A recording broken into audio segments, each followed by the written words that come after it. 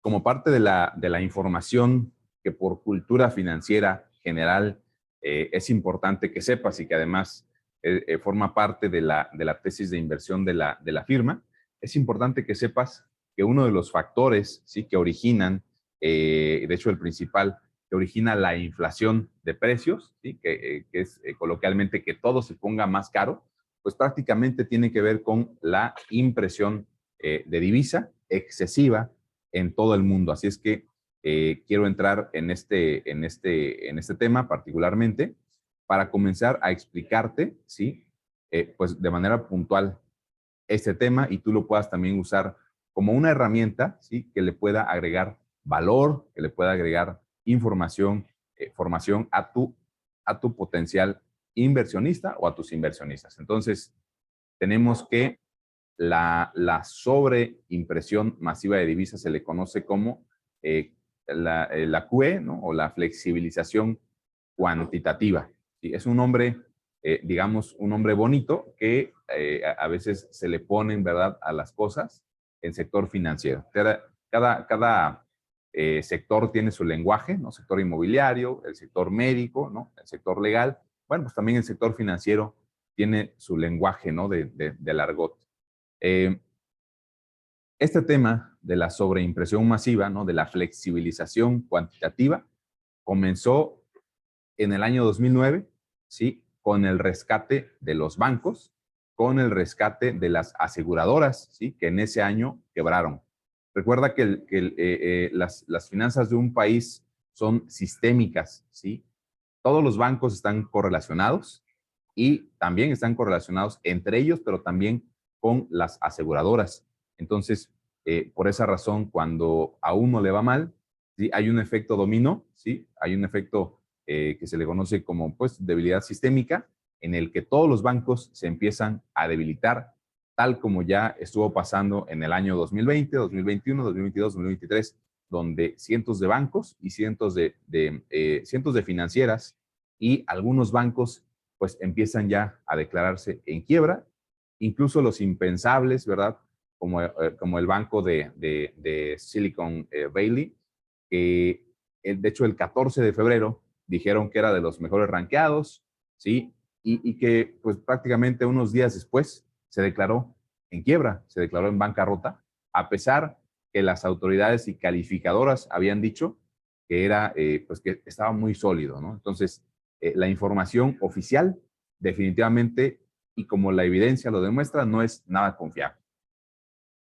Entonces, en ese año, 2009, este banco que tienes aquí en la imagen, Lehman Brothers, quebró, ¿sí?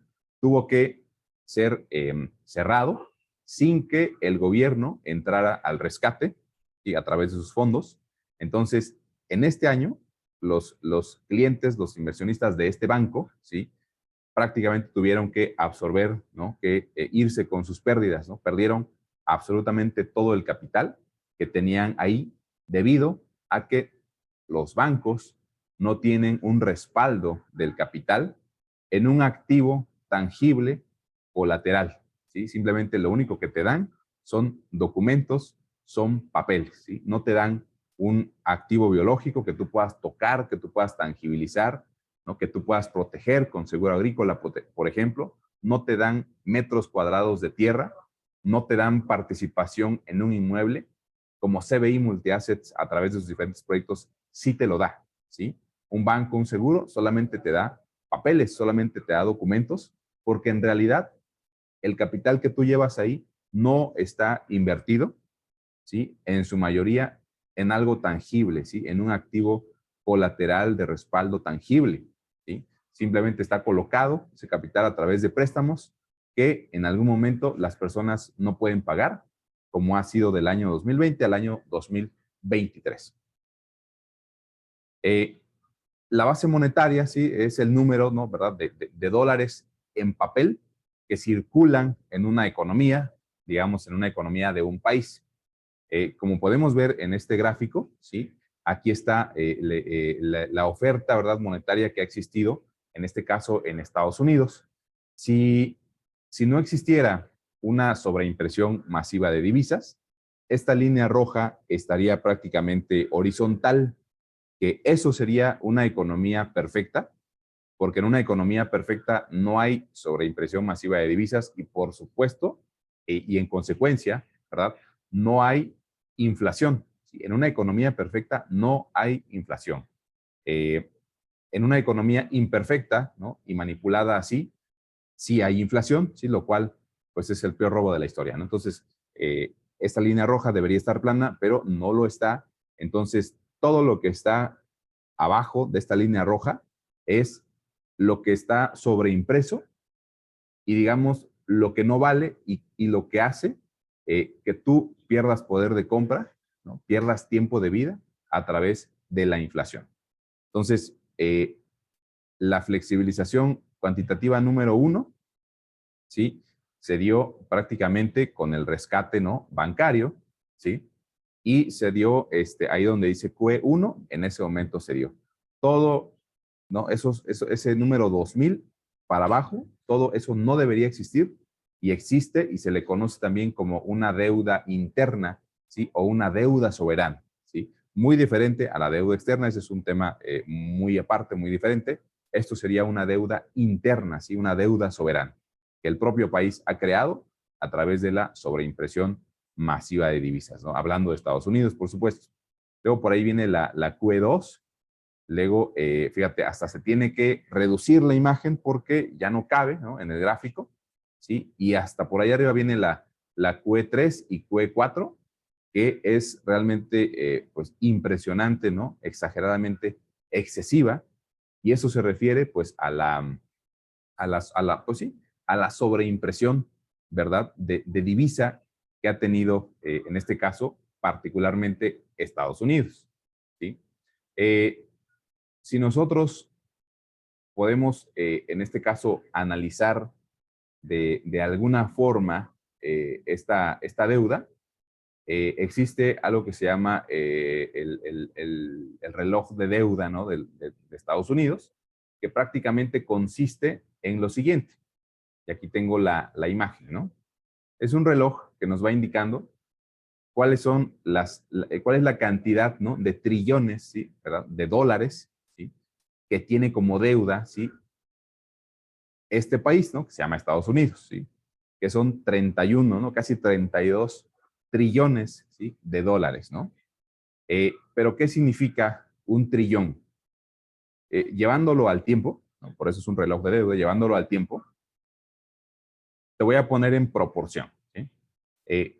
Un millón, ¿no? Con M, un millón de segundos equivale a 12 días, ¿sí?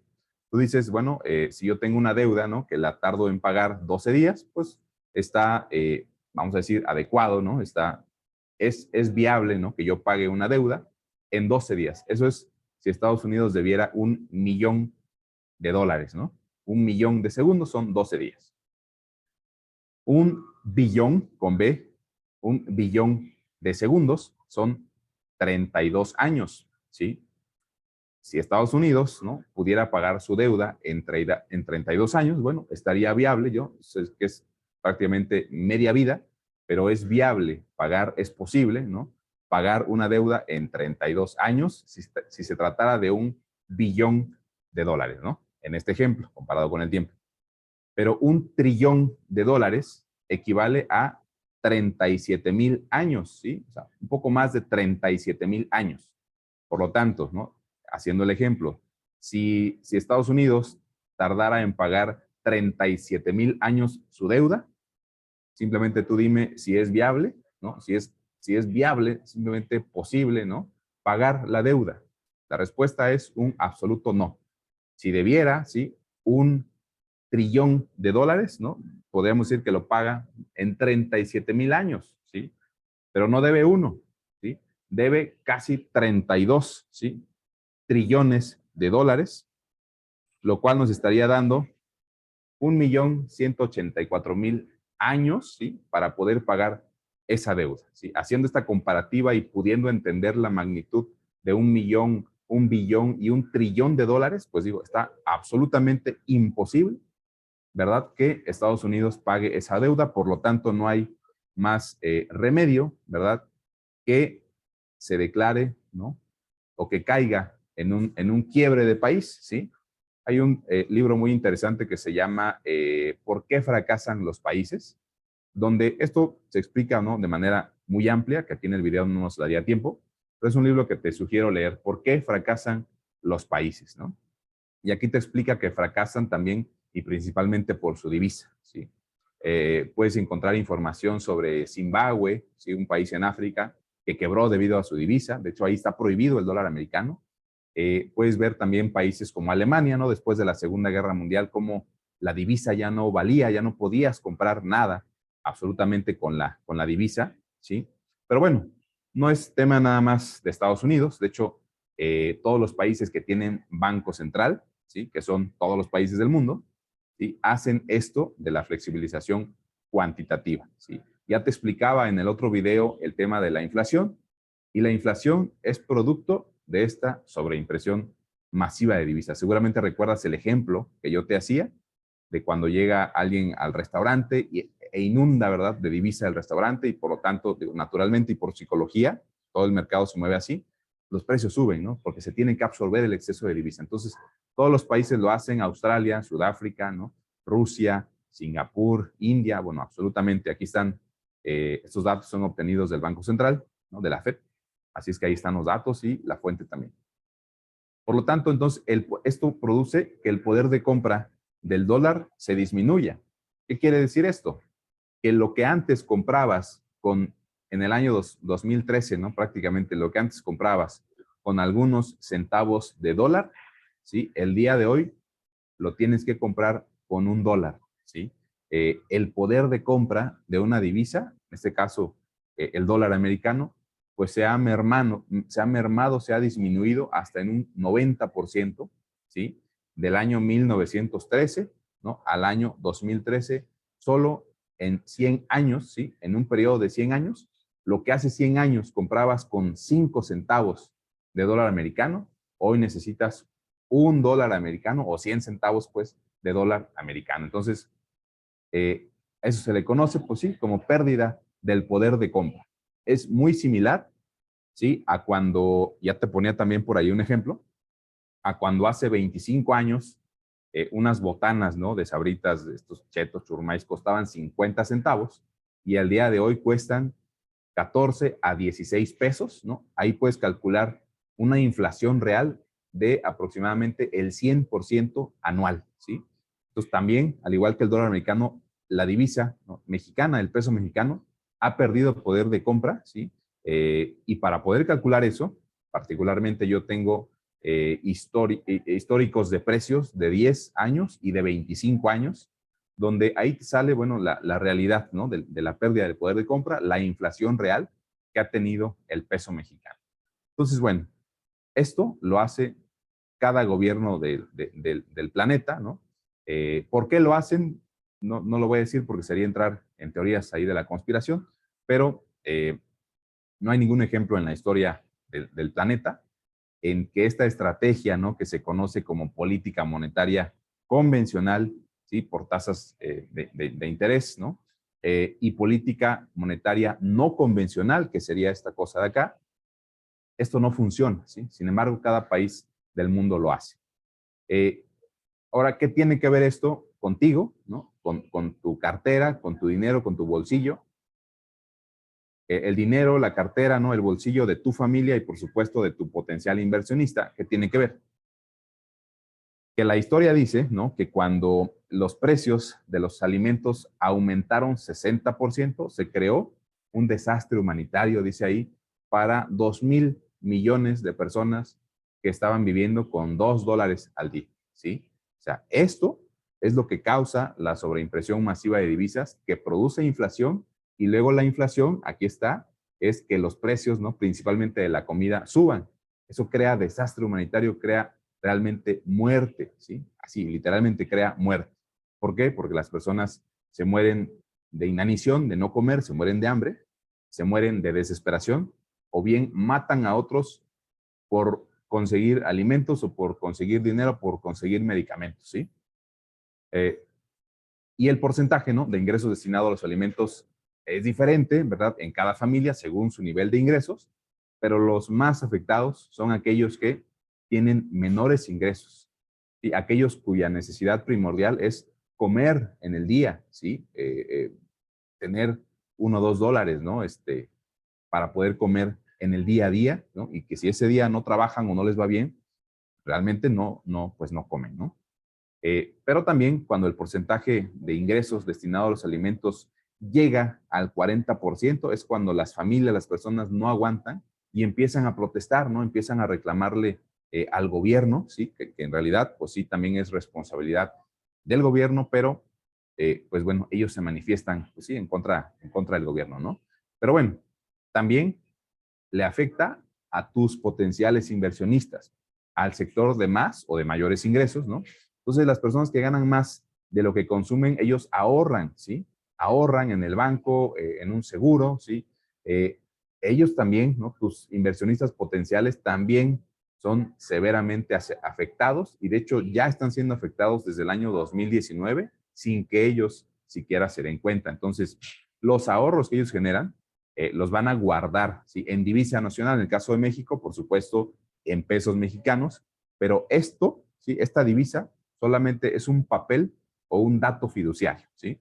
Solamente está ahí por confianza, no tiene un valor intrínseco, o sea, el valor intrínseco, si el gobierno no dijera que este plástico, no, o este papel cuesta lo que cuesta, o puede comprar lo que el mercado indique, ¿no? Que puede comprar, si el gobierno no diera esta confianza, eh, pues prácticamente esto no tendría ni siquiera un valor intrínseco de lo que representaría un papel. Es decir, si esto fuera un papel pues ya entintado, no me serviría ni siquiera para escribir encima de él y tendría menos valor que un papel en blanco, ¿no? Absolutamente. Entonces, eh, esos ahorros son guardados, ¿no? Por las personas que ganan bien, ¿no? Por las familias que tienen excedentes incluso en sus ingresos, en sus flujos.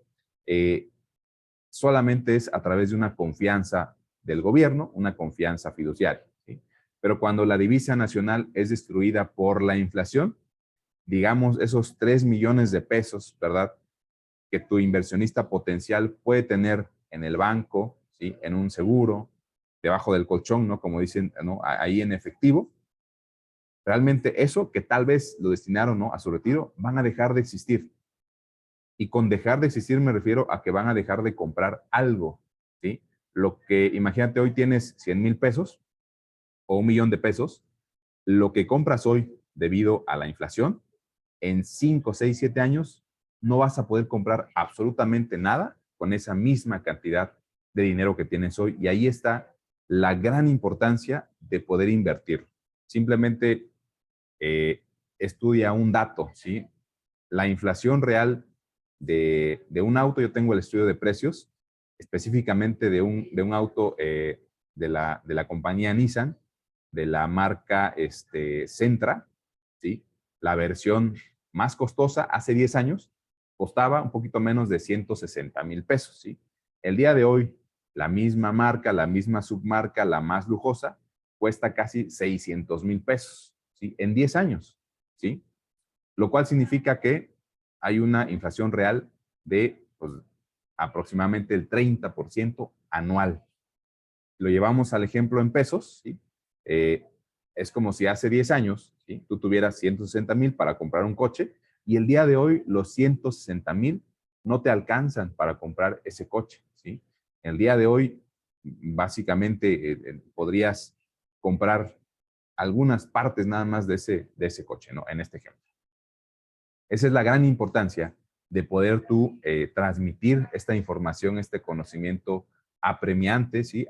Pues a todos los potenciales inversionistas que puedas tener. Créeme que esta labor te va a permitir, pues, literalmente salvar, ¿sí? La riqueza de esos potenciales inversionistas, porque normalmente las personas no tienen esta información. Entonces, algunos activos tienen una revaloración cuando se incrementa el suministro de divisa. Y aquí vamos a poner un ejemplo, ¿no? De la divisa en todo el mundo, ¿no? Que eh, esta divisa, si este poder de compra, se traslada normalmente, ¿sí?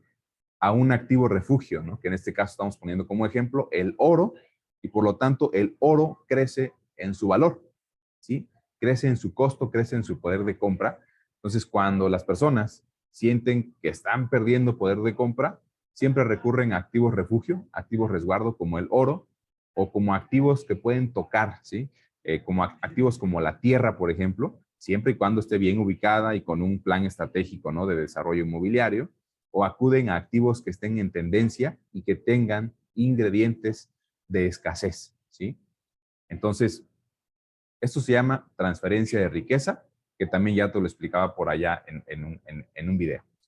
Entonces, actualmente hay una crisis deflacionaria global, ¿sí? Las personas están perdiendo confianza en el gobierno, están perdiendo confianza en la divisa de sus países, porque están perdiendo, ¿no? Poder de compra. Entonces, normalmente, pues vamos a volver a los activos refugios, ¿no? Como ya te lo comentaba. Y vamos a dejar nuestra confianza ya no tanto en un gobierno, sino ahora vamos a confiar y estamos confiando más en nosotros mismos, en personas, ¿sí? En ciudadanos, aunados a la tecnología y los activos refugio.